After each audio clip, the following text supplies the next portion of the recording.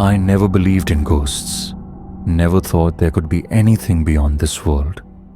But that night changed everything.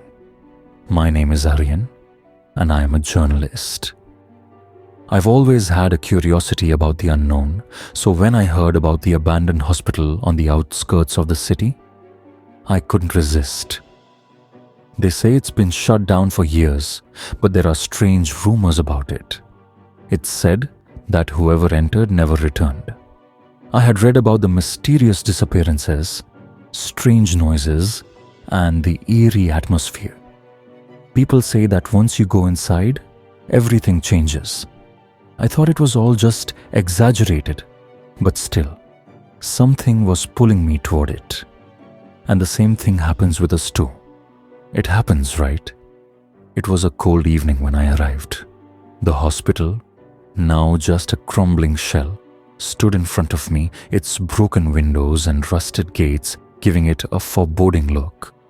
The wind howled, and as I stepped inside, the door slammed shut behind me with a deafening noise. The inside was damp and smelled of decay. The air was thick, as if a sickness had seeped into the very walls. I pulled out my flashlight and shone it around. It seemed like the place had been abandoned in a hurry, as if something terrible had forced everyone to leave without warning. I started walking down the long, narrow corridor. Every room had its door ajar, and I tried peeking inside. Suddenly, I heard a faint scratching noise. At first, I thought it was just my imagination, but as the noise got closer, I realized something was definitely there. My heart started racing, but I decided to keep moving. I knew something was wrong, and I had to uncover what it was. I came across a staircase leading to the basement. The stairs creaked with every step I took, protesting my presence. But I couldn't turn back now. Something told me whatever I was looking for, it was down there. I reached the basement and opened the door. A cold gust of wind hit me, and I stepped inside. The room was pitch black except for the faint glow of my flashlight. The temperature dropped instantly. The walls were covered with strange symbols, some of which seemed to shift, like they were alive. Then I heard a voice, a faint whisper, "Leave, before it's too late." I turned around, but no one was there. My heart raced and I started to sweat. I was paralyzed with fear. Then, from the corner of the room, a figure slowly emerged. It was a woman, but not in the way you would expect. Her face was pale, her eyes hollow and empty. Her hair hung in tangled strands around her face, and she moved in an unnatural, jerky manner, like something was controlling her. She took a step toward me and said, "Leave now, or you'll become one of us." Suddenly the door slammed shut behind me. My breath stopped. I froze in fear, and the walls seemed to close in. The shadows seemed to shift and swirl, and faint cries echoed in the distance. I ran to the door, but it wouldn't open. I tried with all my strength, but it was stuck. My flashlight flickered, casting eerie shadows around me. I heard the woman's voice again, much closer this time. "You're not leaving." No one leaves. I spun around, but there was no one there. Then I felt it. A cold, clammy hand touched my neck. A whisper in my ear, "You should have listened." Suddenly, the flashlight went out, and I was plunged into complete darkness. The room felt alive with unseen eyes watching me. I couldn't breathe, couldn't move. The air grew thicker, and the shadows seemed to grow larger. I don't know how long I was trapped in that basement. Time seemed to stretch indefinitely. But when I finally came to my senses, I was lying on the cold floor. The hospital was eerily silent. My flashlight was still off, and the door was wide open. I scrambled to my feet, my legs shaking. I had to get out of there. I ran, not daring to look back. The hospital seemed endless, like it was trying to trap me. Every corner I turned, the whispers grew louder, but I didn't stop. Finally, I reached the exit. The door opened on its own, and I rushed out into the night. I never went back to that place. I couldn't. But sometimes, when I'm alone, I hear the whispers. I see the woman's face in my dreams, her hollow eyes staring at me, and I know it's not over. The hospital hasn't let me go, and one day, it will come for me again. Sia was a young girl who lived with her parents in a small village. She loved visiting her grandparents' house. One day, when she came to meet her grandmother gave her an old doll. The doll looked ordinary, but its face seemed strange, as if it were influenced by a ghostly spirit. Sia ignored it and thought that her grandmother had many old things. When her grandmother handed her the doll, there was a strange fear in her eyes, but Sia took it lightly. Sia stayed the night at her grandmother's house. As she lay in bed in the darkness of the night, she suddenly began to hear faint whispers. At first, she thought it was just the result of her fatigue. But as time passed, the voices became clearer. It felt strange, as if someone was whispering something in Sia's ears. She wasn't scared, but her heartbeat quickened. She turned off the light and tried to sleep, but the voices wouldn't stop. Suddenly, Sia's gaze fell on the doll, which was kept beside her bed.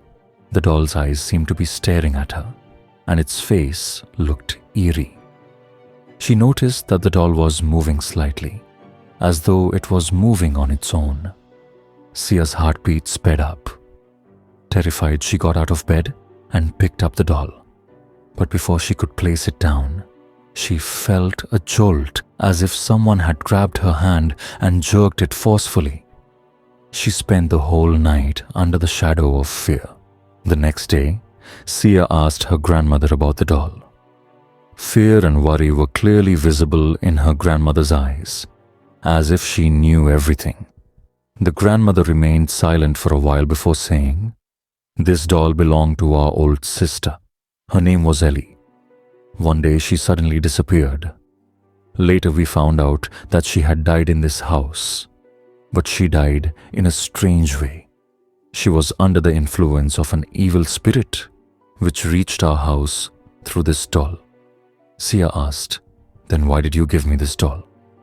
A deep calm spread across her grandmother's face, and she said, "It scares me more than it scares you, Sia.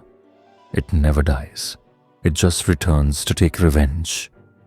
Now, Sia felt scared, but she thought it was just her grandmother's story. She set the doll aside and tried to live her life normally for the next few days. However, the strange events began to increase. Whenever Sia went to bed at night, the doll was always in the same place, but it would sometimes be moved slightly. One day, she tried to place the doll exactly where she always kept it, but when she woke up the next morning, she saw that the doll was in a completely different direction, and its expression seemed different. This time, Sia's unease grew. She asked her grandmother again whether it was true that the doll had a dangerous power. The grandmother took a deep breath and said, "If that doll is connected to you, it means that the spirit has chosen you as its prey. Now you cannot escape. It is just waiting for you." Hearing this, Sia's soul shuddered, but she made up her mind to do anything to get rid of the doll. One night, she decided she would either burn it or throw it far away to free herself. Without telling anyone, she went outside. When she reached the forest under the moonlight, she threw the doll far away, hoping it would leave her life. But as soon as she threw the doll, a cold breeze blew, and the doll flew back towards her. Terrified, she tried throwing it again, but every time the doll returned to her hands. She was now completely broken. She threw it once more, but this time, along with the wind, a horrifying scream echoed in her ears. "You cannot throw me away." She trembled in fear and ran away. When Sia returned home, she realized that she could never escape the doll. But she didn't know that the doll had completely ensnared her in its grasp. As Sia returned home, she seemed to hear the doll whispering, "I won't leave you. I am going to kill you." The next morning, Sia's parents found her body in her room. There was terror in her eyes, and her body had marks of blood-stained doll hands. The doll had become a part of her life and was now searching for a new victim. In every room of Sia's house, the strange whispers could now be heard, as if the doll was already thinking about its next victim. And now, every day, the doll waited for its next prey. It would never stop. It would never die. Siddharth, a 22-year-old gamer who spent hours in front of his computer screen indulging in online games, one day stumbled upon a strange website. The website was linked to an old forum that only contained links to mysterious, eerie, and horrifying games. That day, Siddharth's attention was drawn to an unfamiliar link, "For the brave players only." Curiosity got the better of him, and he clicked the link, which led to an option to download a game called Black House. At first glance, the game seemed odd. Its interface was outdated, and there was no information about what the game was about. But Siddharth's adventurous spirit and love for danger compelled him to download it. When Siddharth started the game, he found himself in an eerie, haunted-looking old house. As soon as he entered, a voice-over in the game warned him, "If you don't find your way out, this will be your last game." Siddharth dismissed it as just a game.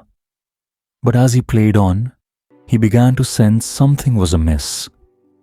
Inside the house, he was given a smartphone-like device that provided him with clues about mysterious places and unsolved puzzles. However, the strange part was that events from the game started to mirror real life.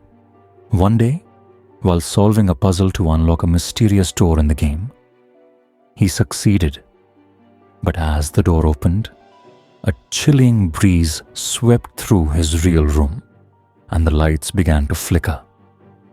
When he looked back at his computer screen, the door in the game was wide open too. Suddenly, a terrifying voice echoed, "Your mistake has just begun." Fear crept into Siddharth's heart as he realized that the game wasn't just a game anymore. He decided to quit, but as soon as he tried to close it, blood-red letters appeared on the screen. "You can't leave me." His phone buzzed with a message, seemingly from within the game. "Many before you have been trapped in this game. Now, you're ours." Siddharth began to understand that the game was tied to a malevolent force. Every incident in the game started manifesting in the real world. One night, while alone at home, the doorbell rang. When Siddharth opened the door, no one was there. From that moment, the horrors escalated. The lights in his house flickered incessantly, plunging the place into darkness. A new message appeared on his phone. "To win the game, you must venture into real haunted locations." Siddharth was now sure that something dangerous and supernatural was at play. The game forced him to visit real-world locations, an abandoned fort, a deserted hospital, and an old, forsaken train station. Through these journeys, he discovered that the game was controlled by an ancient spirit. This spirit had been using the game for years to drain the mental and physical energy of its players, trapping them forever. To escape, Siddharth had to confront the supernatural forces in these locations. Eventually, he reached the most terrifying place, an old abandoned building where every room was possessed by an evil entity. As he entered, blood started seeping from the windows, and a chilling voice echoed from the walls. "You have destroyed us. Now we will destroy you." Realizing there was no escape, Siddharth discovered a secret path to the final level of the game, which promised to free him. Summoning all his courage and intellect, he faced the spirit. In the end, Siddharth managed to defeat the spirit and return to the real world. But before the game closed, it left him with a final warning. "Remember, you may have escaped my trap, but I will always be with you." The game screen then displayed, "The real game begins now." Siddharth knew that he wasn't just a player anymore. He had become the target of a dangerous force. This game would never truly end because the spirit was still waiting to ensnare him again. If you manage to sleep after this story, facing the next video might not be as easy. Do you dare to watch it? By the way, don't forget to like, share, comment, and subscribe.